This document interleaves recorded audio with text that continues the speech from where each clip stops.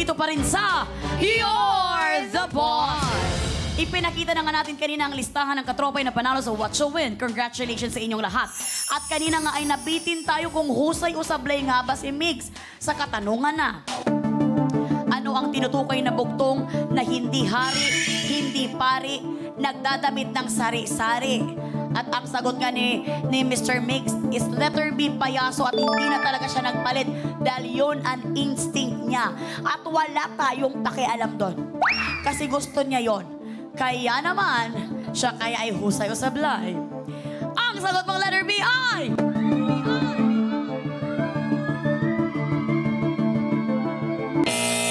Ay, sablay. We're very sorry, Mr. Mix. Alam mo, nalungkot talaga siya. Nalungkot din tayo kasi siyempre talagang sa sobrang gwapo niya, parang hindi niya deserve na sumablay, no? Ito parang naawa tayo. Sorry. Umayos ka! Oo, ito na nga, dahil ang tamang sagot, Mr. Mix, is letter C, sampayan. Sabi ko na nga ba? Bakit mo sinabi na yun ang Kasi sinasabi? 7 to 10. Di ba 7 to 8%? Yung 3, sampayan yung... Sampayan. Kasi syempre pa iba-iba kasi damit ng tatay mo, damit ng nanay mo, sinasampay dyan. Hindi ko na sinali yung panty ng nanay mo, di ba? Ibig sabihin, ikaw ay sablay, wala kang makukubra for this job order. Nang gigigil ng asawa mo, Mr. Mix. Dahil talagang ganun lang kasimple ang katanungan na talagang hindi mo pa nakuhan yon. Kasi yung mga nanay niya ang medyo alam niyan eh, sampayan. Pero wala kang makukuha 1,000 pero sayong-sayo pa rin ang 1,000 pesos. Okay ka lang ba? Okay lang. Warm up. One pa, lalaman. Warm up lang daw. Talaga mamaya, lalaban pa siya ulit. Ngayon naman, masaya ang ating Baby Girls, Jenica Garcia. Baby Girls? Ang sabi ni partner ng gigigil sa iyong asawa mo, pues, para sa mga boss katropais na kagaya kung walang asawa, manggigil na lang tayo sa isa't isa. Congratulations mga boss! 5 po sa inyo na nakipindot for job order number 2 ang maghahati-hati sa 1,000 pesos. Meron kayong 200 pesos each. Abangan sa mukhang perya ang listahan ng panalo. Right after You're the Boss po ito. Kaya naman, JD's, BB Girls, kukubra na si Boss. JD's BB Girl. Kukubra si Boss! Kukubra si Boss! Kukubra si Boss! Kambal! Thank you, BB Girl! BB Girl. Nakakubra si Boss! Nakakubra si Boss! Nakakubra si Boss! Ba't kailangan iganon pa ng mga Baby Girls? Pwede namang iganon lang. Iganon pa nila yung stepping nila. Masipag kasi sila, partner. Sige. Break time na muna tayo, Mr. Mix, para mawala yung kaba na nararamdaman mo. Kwentuhan muna tayo sa mga boss. Mr. Mix, meron kang mga show at isa ka ding family man. Wow. Grabe talaga to, sobrang mahal talaga niyang family niya. Pero nagawa mo pang mag-marathon. Wow. Paano ka nagkakaoras sa iyong self-care? So, nung nakaraang dream po natin mag-full marathon. Pero nag-half marathon tayo nung Sunday. As in? 21 kilometers. Uy! Grabe naman. Half. 21. Yun pala ang half, 21 kilometers. Paano na yung full, no? Oo. Times 2. 42. So nakayanan mo talaga ito. Nakayanan. Kasi yun yung siguro para po masagot yung self-care, yun din po inaalagaan talaga natin yung health natin. Hindi ba sumobra ka na sa self-care nun? Parang 21 hours, parang ma-exhaust ka na niyan? Or gustong-gusto mo talaga to? Nahihiligan ko siya ngayon kasi sporty talaga ako eh. As a person, may ko sa basketball, sa tennis, sa boxing, tapos ito naman nakahiligan ko running. Ilang taon na ba si Sir Migs? Magta-35 po ako. Parang mag-edad lang kami. Sa December. Yes. Yan. Ito, natanong ko kasi nga, isa na siyang daddy. Ano yung simple happiness na nabibigay sa'yo ng pagkakaroon ng isang anak at asawa? Ayan, siguro yung time. Number 1 yung time. Kapag kasi syempre, lahat tayo kumakayod, lahat tayo nagtatrabaho.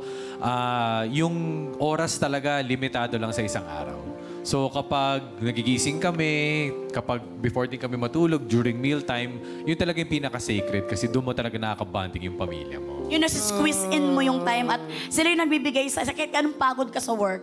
Pag andyan sila, para ang sarap, worth it, no? Nakakawala talaga ng pagod. Oo. Kapag lalambigin ka na, gano'n. Correct. Pero ito matanong ko lang, Mr. Mix, kasi nga, talagang marami din nagsasabi na kamukha mo talaga si Mr. Rico yan.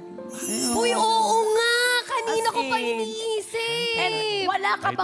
Wala ka bang plano na mag-show business? As an Or mag-acting, actor? Kasi natawa siya, kinagulat niya yung tanong mo. Nagulat ako kasi parang yun din yung tanong natin kay Jenica kanina. Yung newscaster. Si newscaster. Oo. Kumbaga, wala kasi, di ka believe sa talent ko. Uy, Huwag kang magalang-galang. Dapat mabilib ka. Ako nga, yung mukha ko nga, nabilib ako eh. Hanggang ngayon talagang pinagpipilitan ko ibilib yung sarili ko. Pero wala kang plano sa mga gano'n na pumasok sa acting. Well, kasi siguro Ate Mel and Jenica, yung trabaho natin sa media talaga nasa news eh. Nasa news. So, kumbaga, dun ko nakita yung sarili ko. Actually, never ko naisip. Hindi ko naisip siguro. Pero paano kung may inquiry or pa talagang opportunity? Nako, kung may inquiry, tingnan natin, di ba? Yeah! Hindi naman tayo sarado sa pinto. Correct. Basta importante yung kumbaga, pasok pa rin sa branding natin. Yun. Kasi minsan sa calling mo rin yan eh. Nasa calling. Tsaka hindi tayo para tumanggi sa mga kung anumang trabaho. Kayod lang, di ba? Kayod lang. Lalo na tayo ay mga momshi at popshi, kaya talagang laban lang tayo. Pero siyempre, huwag na tayong sumobra sa chikahan kasi andito tayo para magtrabaho. Mr. Mix, balik trabaho na tayo. Humanda na ulit mag-work para sa Basahod World. 2,000 pesos. Narito na ang job order. Number 3.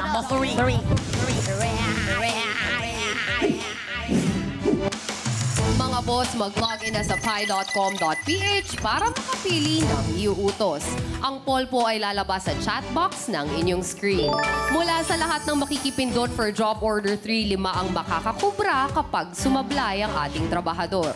Boss, ano po ba ang gusto niyong iutos kay Sir Mix? I-shoot, salubin, suotin o linisin? Meron kayong 30 seconds dahil katropay. You're the boss! Basic ang tao talaga, Mr. Mix. May oras ka pa rin bang gawin yung mga gawaing bahay? Ano kaya ang magagawa mo dyan? Linisin, saluhin, i-shoot, or suotin? Ang mahilig ako sa gawaing bahay, maglinis. Kumbaga maghugas ng pinggan. Wow! A very doting father talaga sa kanyang family. So, linisin ang gusto mo dito. Pwede. Maganda yan at pumili ka dahil wala rin kwenta yung pagpili mo dahil sira pa rin ang masusunod. Kaya naman tingnan natin kung ano ang gusto ng mga boss. Jeff! Time is up. Ang utos na inaprubahan po ninyo with 58% ay i-shoot. Caring-carry pa rin kaya ang utos na ito. Panoorin po natin. Katropas! You're the boss! At ang utos ni boss, i-shoot! At ito ay may job rating na carry pa! Shoot na shoot sa pagkukumpuni ng sirang electric fan ang mahuhusay nating mga boss technicians. Kaya para sa utos si boss, gagamit ng electric fan. Isa-isang iahagis ang ping-pong balls. Kailangan makapag-shoot ng isang bola sa bawat cup na nakadikit sa umiikot na electric fan sa loob ng 60 seconds. Stay on your marker! At ayon sa ginawang evaluation ng ating Board of Testers sa bots, sa 10 gumawa ng challenge, 7 ang husay. 3 naman ang sumablay. Trabahador, good luck para good job! At iyan ang utos ng mga boss natin para job order number 3 na may pasahod na 2,000 pesos. Mabilis lamang to, Mr. Mix. Kailangan mo lang makapag-shoot ng ping-pong ball. Tig-isang ping-pong ball sa bawat plastic cup na nandito. Ito ay may 3 plastic cup sa loob ng 60 seconds. Ito ay may job rating na carry pa dahil 7 out of 10 Board of Testers ang husay na nakagawa nito. I'm sure magaling ka sa sports. Kaya itong binibigay sa'yo ng mga boss natin. Shoot. Shoot lang, isang bola lang per plastic cup. At syempre, ilako muna yung ating pangmayaman ng electric fan. Baka ayan, ilako muna. Baka naman lumusot sa atin yung... Reminder lang din kay Sir Migs na huwag lalampas ang paa sa ating yellow marker dahil tutok na tutok ang ating boss katropay. Kapag lumagpas sa kahit unting yellow, talagang magiging yellow ang ngipin mo, Miss Kennedy. Bawal yan kasi mga boss natin nakatutok yan. Kaya naman, 1 ping-pong at a time. Ready ka naman, Mr. Mix? Oo. Gina G. Gina, siya kaya naman! Work! Work na!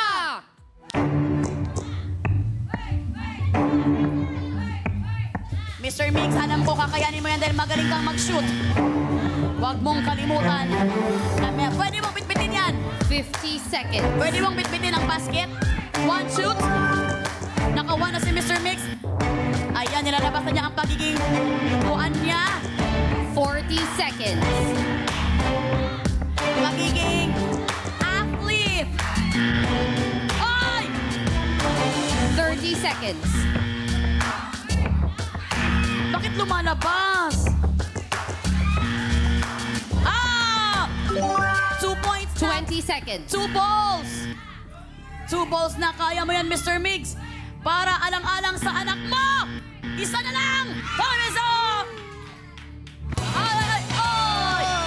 In just 30, 48 seconds, siya ay husay! Samahan mo kami dito, Mr. Mix. Grabe, hindi talagang makakailan na isa ka talagang sporty. Kaya kinabahan na nga ako kanina kasi pumipitik-pitik siya ng ganun. Sabi ko, ine-exercise na niya ang kanyang wrist. Pwede pala kumuha ng marami. Pwede naman. Pwede pala. Kala ko pa isa-isa lang. Ang nakakainis pa doon, laging pala lumalabas, nakapasok na sa lumalabas pa din. Pero napagtagumpayan mo rin. Yun. Ba't ka kinabahan? Kasi umiikot yung electric fan eh. Kaya- Pati yun na nga eh. Kasi nandun na, niluluwa pa. Kaya nga. Yan, niluluwa. Kasalanan to ng ating mga kuan dito ha, Art Dep, kasi pinaandar nila ang electric fan. Dapat hindi na yan pinaandar. Naka-3 eh. Talagang umaandar ang electric Ayaw fan. pala Sa umaandar. dinami-dami ng gines dito, hindi ka nagreklamo na umaandar ang electric fan. Kung kailan talagang gwapo na ang trabahador, ang dami mo nang nireklamo sa electric fan. Ayaw ko kasi na parang mahirapan si Mr. Mix kasi parang hindi niya deserve. Parang okay lang si Kuya... Kuya Poo at si Kuya Bayani. Parang medyo okay. Kuya Long, Oo. okay lang. So yun, dating lang. Ito na. Dahil good job ka nga! Mr. Mix, makakakubra ka pa sahod ng boss natin ng 2,000 pesos. Kaya naman, OJT's Baby Girls, kukubra na ulit siya! JD's BB Girl. Kukubra na yan! Kukubra na yan! Kukubra na yan! Maraming salamat, OJT's Baby Girls! JD's BB Girl. Nakakubra na siya! Nakakubra na siya! Nakakubra na siya! Sasandal yan! Oy! Ayan, nanggigil talaga ako sa mga pagganon-ganon ng mga baby girls, oh. Parang gustong sumilip, eh. Nakakubra na nga ang ating trabahador at siya ay may total ipo na 3,000 pesos. Partner? Gayong paman, safe na safe po ang 1,000 nyo sa akin. Walang makakakuha nito. Pili lang po ng pili sa ating mga category at abang-abang sa job order number 4.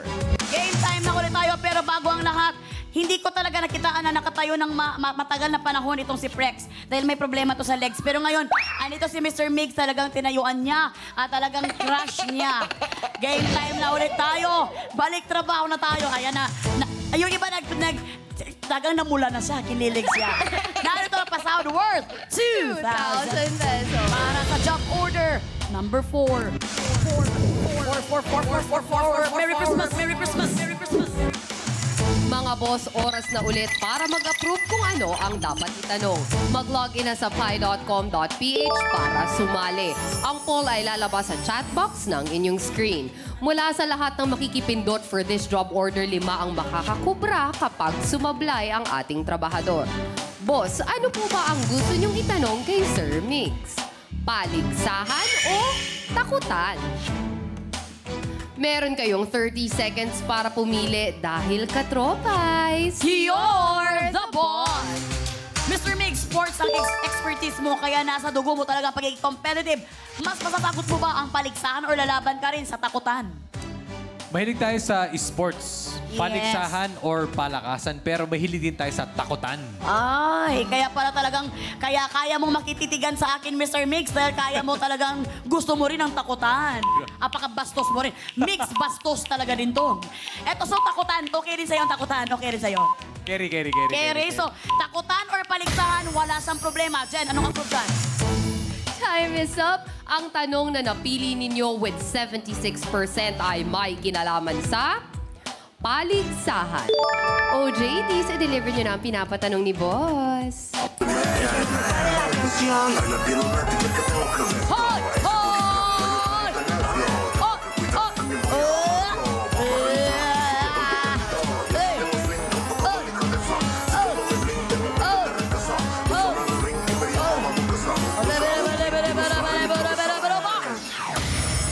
Maraming salamat, baby girl Ayumi. Ayan na nga. Napakaaga niya dito para sa ating live. Kaya naman, Ayumi, andito ka na ng 10 a.m. We love you, Ayumi. Eto na para sa job order number 4 na may pasahod na 2,000 pesos. Ready ka na ba? Mig sa katanungan ng mga boss. Ready? Ayan, ready na siya. Eto na ang katanungan. Para sa kategory na paligsahan. Sa Olympics ay may modern pentathlon. Sa Olympics ay may modern pentathlon kung saan magko-compete ang players sa 5 sporting events. Anong discipline ang hindi kabilang dito? Sa Olympics ay may modern pentathlon kung saan magko-compete ang players sa 5 sporting events. Anong discipline ang hindi kabilang dito? Letter A, horse riding. Letter B, fencing. Letter C, pistol or pistol shooting. Letter D, running. And letter E, spear throwing. Kung ready ka nang sumagot, Mr. Mix, work na! Pwede mo rin tingnan ang katanungan sa ating LED kung nandyan na. Wala pa. Pero I'm sure alam mo to. Familiar ka ba sa pentathlon? Yes, Familiar siya. Andyan ang katanungan. Pwede mong tingnan, Mr. Mix, para medyo hindi ka maguluhan kasi parang ang pangit ng pagkabasa ko ganina. Familiar ka ba sa modern pentathlon? Kasi meron ding old pentathlon. Ancient. Merong ancient. Yung pagbanggit ko ng ancient, parang nadamay lahat ng mga lalamunan ko. Ancient. Napalunok ako eh. Letter E. Letter E ang narinig natin at yan ay ang spear throwing. Pag-isipan mong mabuti dahil ito nagkakahalagang 2,000 pesos. Bakit yan ang naisip mo sa lahat ng nandyan?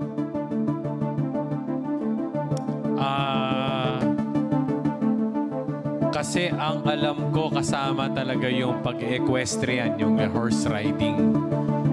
Fencing, kasama din yan. Pistol shooting, kasama din yan. Mga 80% ako sa spear throwing. Kasi yung running, hindi ko lang alam yung pang-5 eh, na may mental block lang ako dun sa pang-5. Pang-4 tsaka pang-5. Pero more or less spear throwing. 80% daw ang nararamdaman niya sa spear throwing. Ang tanong, final na ba ang sagot mong letter E, spear throwing?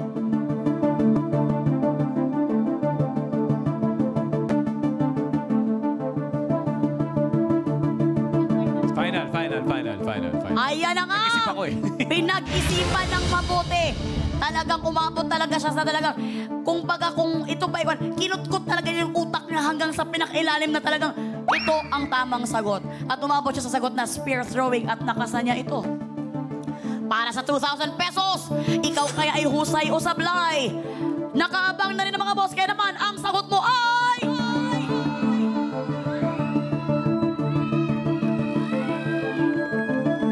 Malalaman natin mamaya. Pero bago yan, narito muna ang ating OJT Baby Girl Freshie.